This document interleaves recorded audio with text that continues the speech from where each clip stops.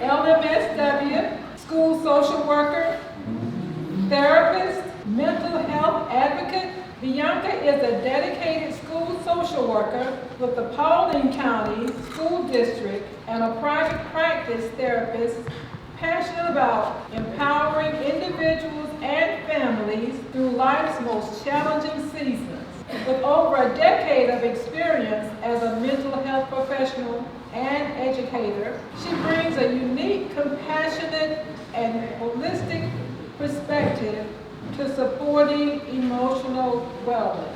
She has a bachelor's degree in sociology from the University of West Georgia and a master's degree in social work from Valdosta State University, where she graduated at the top of her class. She is also a licensed master social worker, LMSW, and holds a professional teaching certificate in both Florida and Georgia. Her background in both education and social work has allowed her to deeply understand how emotional well-being impacts every area of life, from the classroom to the home to personal healing journeys.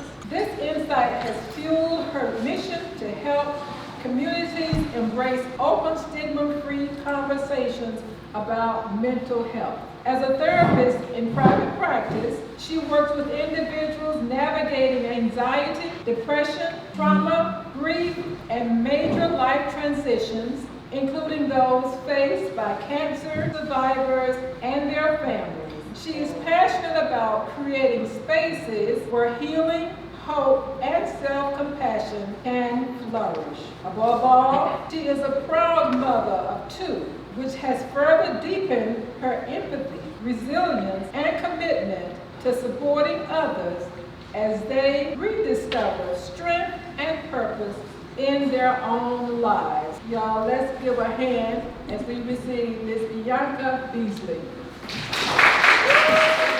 Good afternoon, everybody. Good afternoon. I hate that I have to stop y'all, or y'all have to stop and listen while you're trying to feed yourself. But hopefully we can do both. Hopefully we can do both. So I'm going to be back and forth because I do have a slideshow that I'm going to try to navigate while I talk to y'all. But in the meantime, this is just open dialogue. I know that Miss Brittany came up here and she gave y'all some fuel, and now I'm about to give y'all some information. So she gave y'all a little bit of gasoline, and now we're going for maintenance. Bear with me as I go back and forth. But my name is Bianca Beasley. I'm a whole lot of things, but more than anything, I'm just a lover of God and a lover of people. You know, so you can go down the list of all the things, but when it comes down to it, I'm just a human being. Amen. And we're here about to just have a conversation. Okay. This conversation oftentimes is a difficult one to have, especially within the Black community, because we're about to talk about our mental health. Come on now. And oftentimes when we talk about mental health, we either do one of two things. Either yes, you've experienced it and you're getting some treatment for it, or no, we don't talk about it and we're just going to leave it alone. Well, today we're going to talk about it, whether you have experienced it or not. And it's not something that we are just going to leave alone, because the moment that you leave it alone is the moment that it will take control of you. So we are going to dive into this topic of mental health, especially as we are celebrating cancer survivors, breast cancer survivors.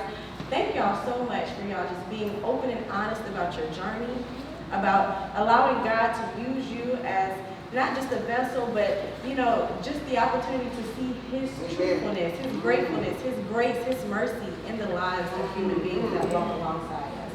So thank you so much for being here and allowing me the opportunity to speak to y'all today. Amen. So, all right, if you can see the screen, hopefully y'all can see the screen. I'm going to move this mic so I can move around just a little bit. All right.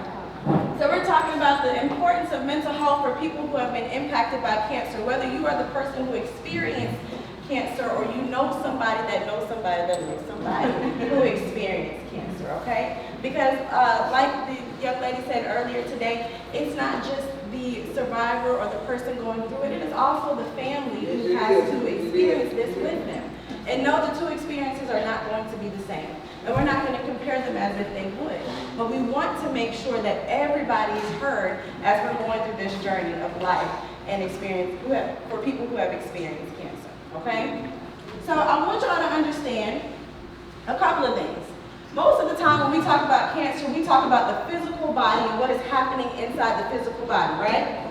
We often think of this as a physical journey. However, there is also an emotional and a psychological journey that it happens when you are experiencing illness, right? So one thing I said earlier today is that no matter what happens in the body, it all starts where? In the mind. In the mind. We often think about all the things that are happening here, but before it can happen here, something is happening here. If you do not address what is happening in the mind, you are definitely going to have an impact in the body. Okay? So we have to keep in mind that traveling through the journey of cancer means that there is going to be an impact on the mind for the survivor and for the family. Okay? All right, so here I go. I'm going back and forth, so just bear with me here as we talk about this today. All right, cancer impacts not just the mind, it impacts the spiritual, the mental, the emotional, all of the things, right? Most of the time people don't realize, these are some of the stats. 30% of patients experience anxiety, depression, and PTSD. PTSD stands for post-traumatic stress disorder. So most people who have gone through this journey of cancer, they experience anxiety, which is that nervousness, that anxiousness, because you're constantly thinking. Once you have gone through the journey, it doesn't stop, because now you're trying to figure out, what do I do to make sure I stay on this side of it? What am I doing within my day-to-day life to make sure I don't ever have to go back to that again? So that is called anxiety, that constant worry and concern about what I'm doing to make sure I don't have to do that again. Most people experience that and don't even realize it, right? Then we talk about depression. I was just saying earlier to Elder that depression, oftentimes people look at that word and they're like, oh, you got that? Yeah, depression is nothing more than just stating that we have deep, immense sadness for a long period of time, right? We are sad. Now, if you have never been sad, my God, keep living. Because everybody is going to experience something at some point in time. If you haven't experienced it yet, you just need to wake up a couple more times. So I think the biggest thing that we have to remember is that when we are journeying through this journey, oftentimes we are going to experience some of these things. Now, PTSD, post-traumatic stress disorder, that is simply saying that you have been through something traumatic and you remember it. That's it. It wakes you up sometimes. You think about it. The scent of certain things can bring back certain memories, right? If you got sick when you ate something, 9 times out of 10, you see that thing again, you're not even mad because I got sick, right? So that's that post-traumatic stress disorder. It is a matter of you experiencing something again as a result of the trauma that you have once experienced, okay? And 30% of cancer survivors are experiencing these things. But why are we not getting help for it? Why is it that we have done all of this to go to oncologists, radiologists, hematologists? Right? We've gone to all of these gists, but we just won't do anything about our own. You know, we've gone to all of these different people, but it's like, I don't have a problem going to see a medical professional about my body, but I have a problem going to see a mental health professional about my mind. It's like, okay, we're going to leave that there and we're going to come back to it. I think the biggest thing that I want you guys to understand is that there is so much that we deal with emotionally and mentally as we are dealing with illness, whether it be with ourselves or with our family members, that we have to make sure we look at this and say we're going to do something about it. We're not going to keep looking at the numbers and saying, but I'm all right. Because you being all right is why the stress in your mind is still impacting your body, because you're all right.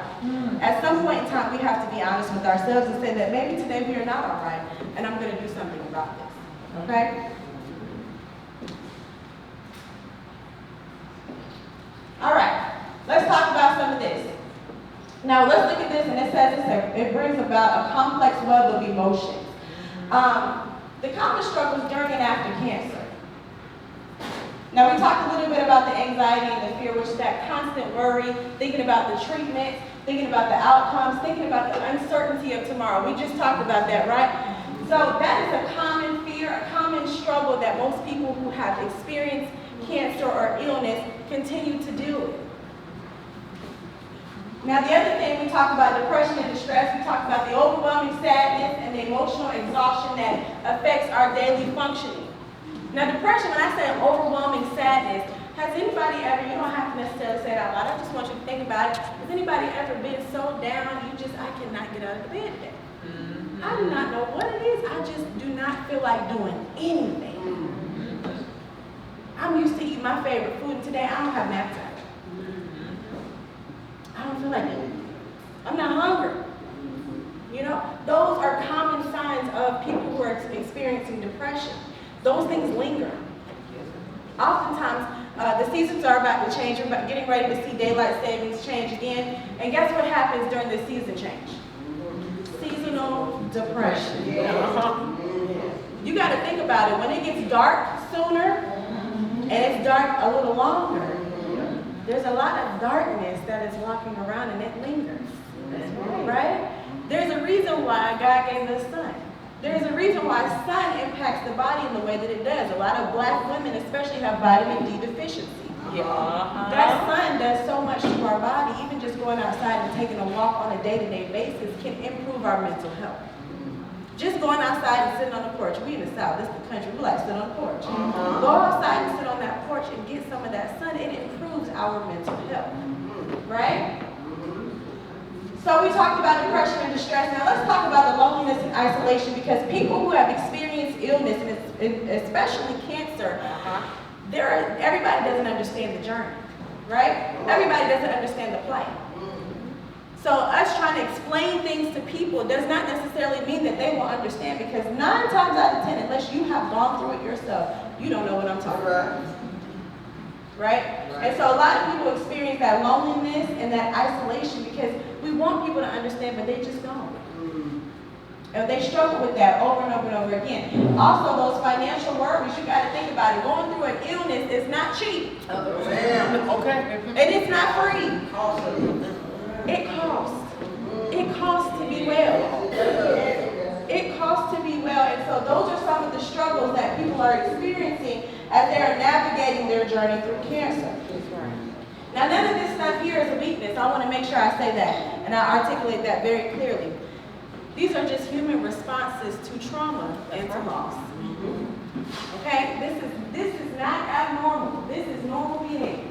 As your body goes through something, you have, I always say, every outcome, there was a cause and effect. So if you're experiencing depression, loss, isolation, sadness, there was a cause for that. There is a cause and effect. And so typically we always look at the effect and we forget to look at the cause.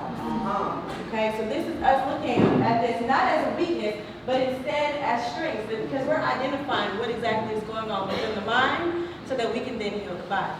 The body, we were just talking in the back about different things about stress, about how stress can impact your health. How many people here know that stress kills? Oh, yes, it is. Stress kills. And right now we are living in a time where everywhere that we look, we are bound by some level of stress. Because there are so many things that are out of our control. And as a result of things being out of control, it impacts us. Then we try to control. Stress kills. So it's important that we work and we address mental health in cancer care, because as we are working through life's challenges, we are working through not just the body challenges, we are working through the mind challenges, because as we heal the mind, we also heal the body. Now, Brittany said something earlier, I had to make note of it. I am a masterpiece and I will master peace. That is what Brittany said to us earlier. And I think that is so important to note as we are talking about mental health, because you are a masterpiece and you will master peace. Well, mastering peace comes with you mastering the mind. Okay? So, let's talk about it. Depression and anxiety can lead to missed appointments and reduced compliance with treatment plans. So think about it. If you are depressed and anxious and you are not feeling it, you are just probably not going to show up to your appointment, which means that you can't get the treatment you need for your body, right? If you've ever missed an appointment and said, I'll worry about that later. I'll make another appointment. Well, sometimes those missed appointments can cause a lot more of an impact than we give it credit, okay? And so the same thing with mental health. If you're not working on your mental health and you're dealing with anxiety and stress and depression and you're missing appointments, now you're not only not working on your mind, you're not working on the body, okay? So then let's talk about how health outcomes, so untreated mental health can contribute to poor self-care behaviors and diminished physical recovery. How many people do you know who have gone through something and who have had the mentality that I'm going to do this, I got this? You know, they just had a stroke and they said, I'm going to walk again. May not be today, but I'm going to walk again. And what happens? They get that walker and they push and they push and they push. The next thing you know, they are walking again. Well, why is that? Well, life and death is in the power of the tongue, right? Okay, and so whatsoever a man thinketh, so is he. So if you are thinking positively, if you are working on your mental health, if you are creating a space where you can actually be honest with yourself and say, I'm going to do this. It may not be easy, but I'm working through it. Then the outcome of that is physical recovery.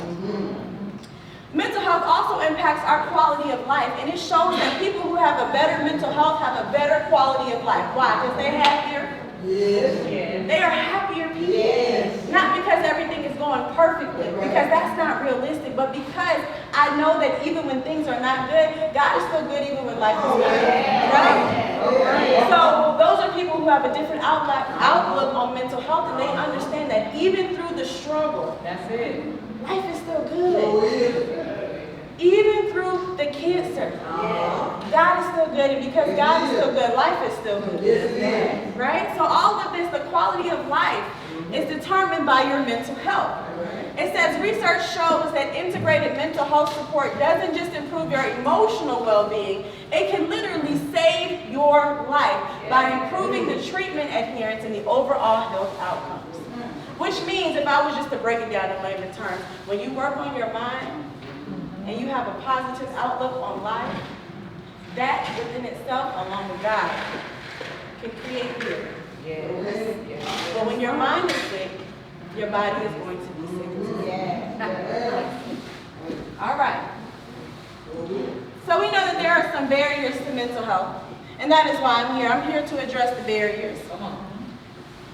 Oftentimes, we as black women and black men, we are not taught to focus on mental health. You know, we just talked about some of the stigma words earlier. Oh, they're a little touched. They're a little special. That's my special friend. Right? That's my touch friend. But here's the reality. As long as we keep living, all of us are going to at some point in time be touched. Because mental health challenges come in grief, they come in loss, they come in the illnesses that you experience. It's some people who have never dealt with a mental health challenge in their life until they lose that one person. Now all of a sudden they feel like they can't navigate life again. They can't move, they can't get out of bed, they're sick. So I want to make sure that we understand that it is not one person that looks a certain way, that was born into a certain family, that got a certain type of job and car, that experiences this. It doesn't matter who you are. Mental health has no respect of person, just like illness has no respect of person, just like cancer has no respect of person. It can touch anyone at any age, at any time. And because of that, now we need to make sure we are acknowledging how important it is for us to focus on how we can heal our mental health as we are healing our bodies. So I believe in holistic care, which means that if I'm addressing mental health, I'm addressing spiritual health as well. You got to have a source. You have to have a direct line to the source, because there is no way that there have been some situations that we have experienced that we are able to do this on our own. There is no way that we can wake up out of bed after having experienced radiation and chemotherapy and all of these things that people have experienced without having a direct line to the source. That's it. So when I talk about holistic care, I'm not just talking about just talking to a therapist or a counselor. I'm also talking about having a relationship with God, because that relationship with God and having the right people in place in your life is going to make sure that you have a good therapist. That you have a good person in line to align you when you are off track. Holistic care also means being mindful of what we're putting in our bodies. What we're putting in our bodies. Have you ever eaten something and then you say, oh Lord, I know I should have ate that. I know I should have ate that. You know, all of that works together. All of it functions together. So holistic care is thinking about the mind, the body, the spirit. And it is important because that is how we achieve wellness. Now, I was just telling Elder earlier, I said, you know, my oldest client, as I do private practice therapy, and my oldest client is 80 years old. And she said to me, she said, I never would have thought I would be sitting here having therapy with you, somebody older. And I said, what does that mean? The reality is that we can learn from anybody. And it is true that you can teach an old dog new tricks. The only thing is the old dog has to be willing to learn. You teach an old dog new tricks, the old dog just has to be willing to learn. That's even with mental health. Finding somebody who is a person that you can connect to that can help you through some of these challenges that you've experienced. Some of us have challenges and trauma from way back when as kids. Just because you don't talk about it doesn't mean it doesn't exist. Just because we don't talk about it doesn't mean that it just goes away. You'll find it surfacing in life in other ways. You'll find it when you are just lashing out on people. You'll find it when you just find yourself in the closet crying, in the shower crying, or not being able to just be who you are, who God created you to be. All of this comes from trauma. So we have to make sure that we understand that these are things that not just if you've experienced cancer or have gone through cancer that you need a therapist, but also if you have experienced life.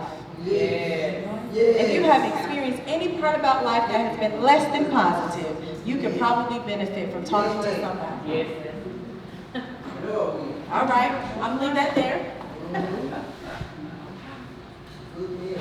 All right. So I think the biggest thing is,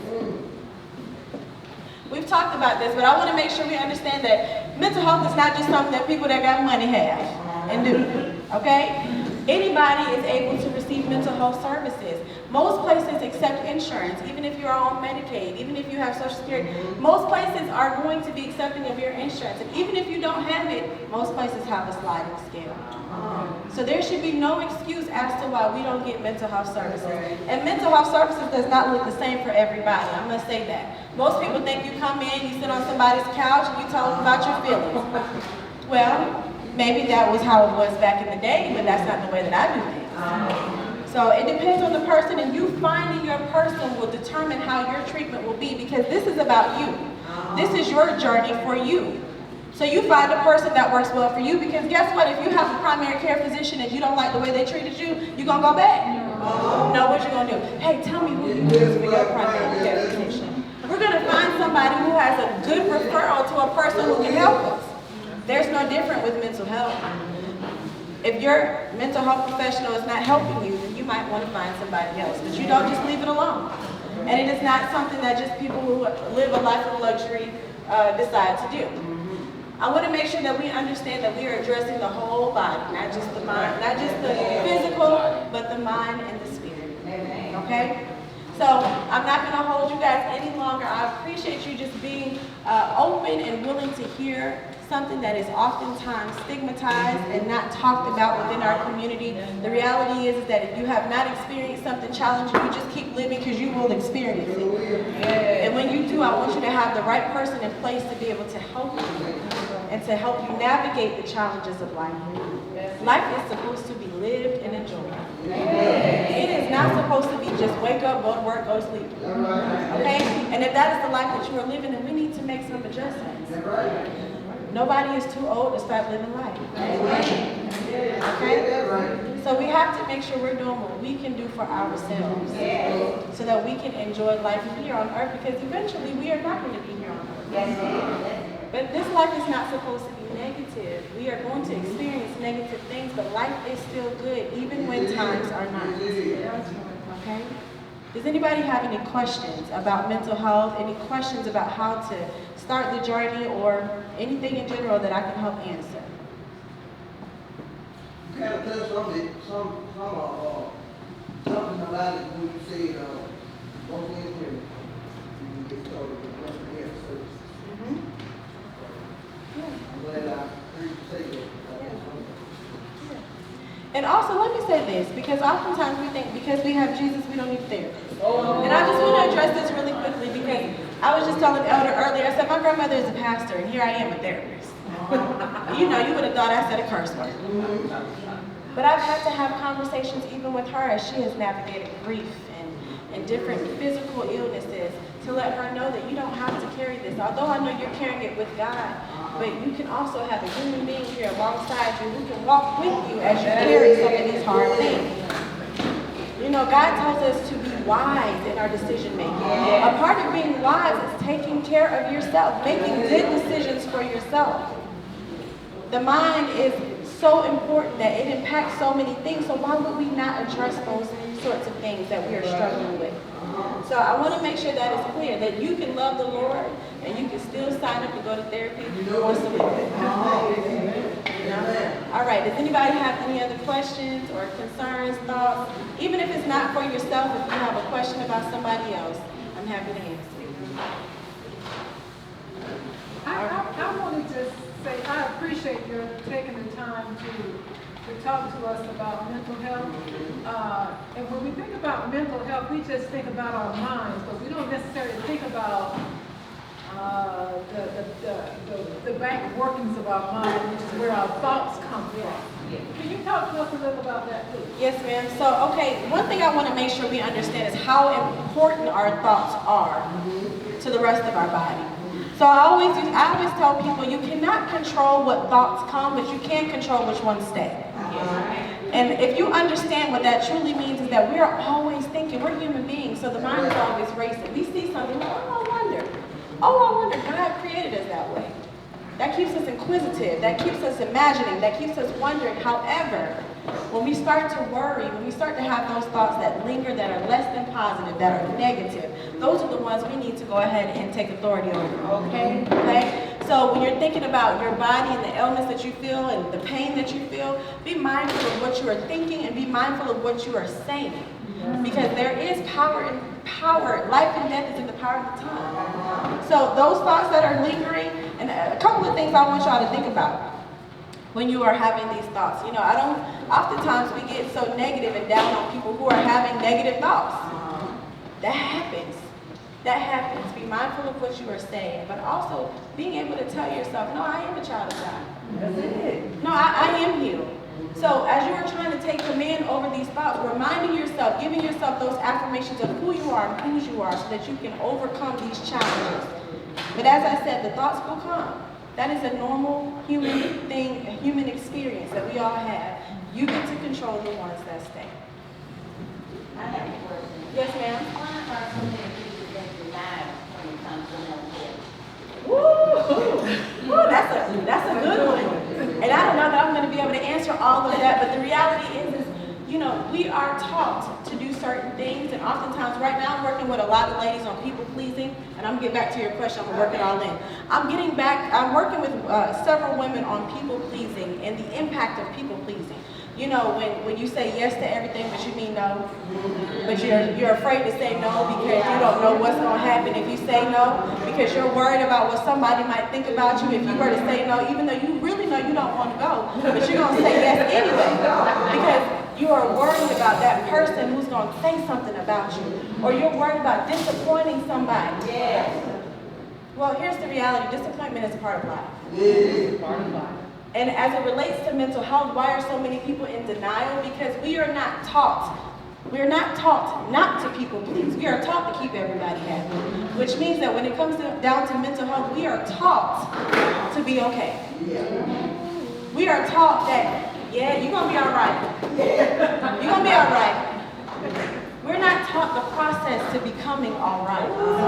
We're just taught that you're supposed to get there, but I ain't going to tell you how to get there. You just need to arrive. And unfortunately, that's not reality. I always tell people I have 2 children. I teach them everything. Down to the making sure when you are washing my cup, you wash the inside, the outside, the rim, everything. You make sure you rinse it all out. We teach everything because once we teach it, we have now the expectation that you can do it. That's it. Well, we're not teaching how to take care of your mind. Why do we have the expectation that people are going to be able to do that? The reason why it is so stigmatized, the reason why people are not wanting to do it or they're in such denial is because we're not teaching that it happens and this is how you work through it. And until we start making it normal, saying, no, baby, no, you've been in the bed for 30 days.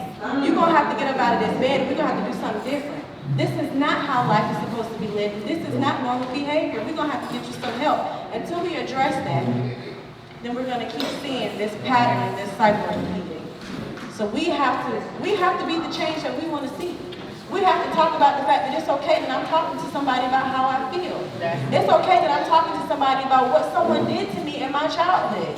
It's okay that I'm talking to somebody about the fact that maybe my parent was not the greatest parent, but I'm not going to allow that to still deter me from having the greatest life.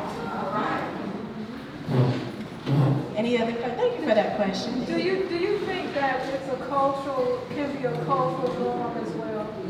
Absolutely. That's why I talked about us as black women and black men. It is a cultural norm for us to be all right. We go to the church for everything, but even in the church, we should also be talking about how mental health impacts us in the church. You know, your pastor, I'm sure struggles. You know, the first lady struggles.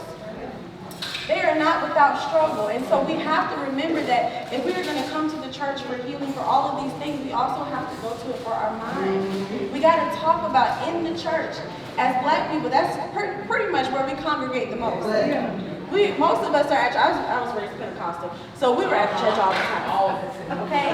We were there all the time, tarrying. We had lock-ins. We used to do all the things in the church. That's where I spent most of my time, but nobody ever in my entire childhood talked about my feelings. Because it didn't matter how you feel, you're going to be here. It didn't matter what you experienced, you're going to be all right. Straighten up your face. So we are taught to straighten up in all of our lives. You know, culturally, we are taught to put on a mask and not to address what's really going on. We have to take the mask off and address the real problems, the deeply rooted issues, so that we can all be well mentally, so that physically our bodies will follow. All right. Anybody else?